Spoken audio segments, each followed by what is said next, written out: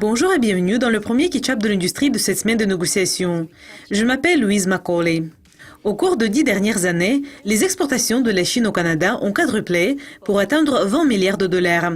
Et les importations ont triplé pour atteindre 52 milliards de dollars. Ce qui fait du Canada le deuxième plus grand partenaire commercial de la Chine. Le Canada va maintenant devenir la nouvelle plaque tournante pour la monnaie renminbi. La plaque tournante du renminbi est le centre qui est autorisé par la Banque centrale de la Chine à effectuer les opérations en renminbi. 25 pays du monde entier ont signé des accords d'échange de devises avec la Chine jusqu'à présent. Le plus récemment, Londres, Francfort, Séoul, Paris et Luxembourg. Le ministre des Finances du Canada, Joe Oliver, va lancer le centre de traitement et la plaque tournante de négociation du Canada. Il va faire un discours à Toronto plus tard aujourd'hui, à environ 17h15, l'heure de l'Est.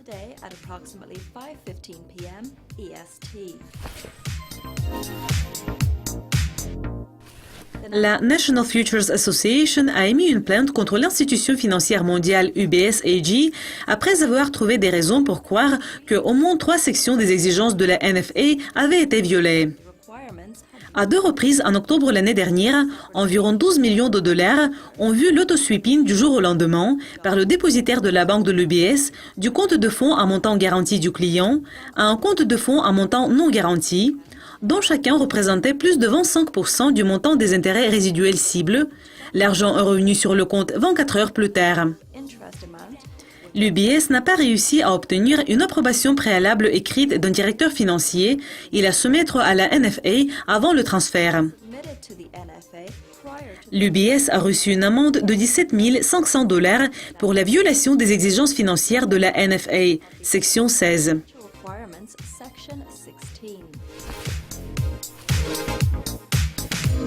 L'annonce du budget de la semaine dernière, faite par le chancelier de l'échiquier George Osborne, a contribué à pousser FTSE 100 au-dessus du niveau de 7000 points, ce qui est le plus haut jamais vu. C'est une bonne nouvelle pour le marché boursier, mais il y a de sérieux problèmes abordés, y compris le plan du gouvernement d'allouer 81 millions de livres sterling dans l'année à venir. L'industrie pétrolière a été sous pression depuis la chute de 50% des prix du pétrole.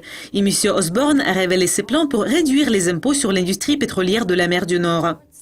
Ainsi que le secteur financier de Londres, un autre domaine d'intérêt était le centre technologique de Londres, comme M. Osborne a déclaré l'octroi d'un nouveau financement pour Internet des objets. Le budget introduit un raid d'impôts de 5,3 milliards de livres sterling sur le secteur bancaire, ce qui n'est pas exactement de bonnes nouvelles pour les investisseurs dans le secteur. HSBC sera probablement le plus durement touché, et il sera suivi par Barclays.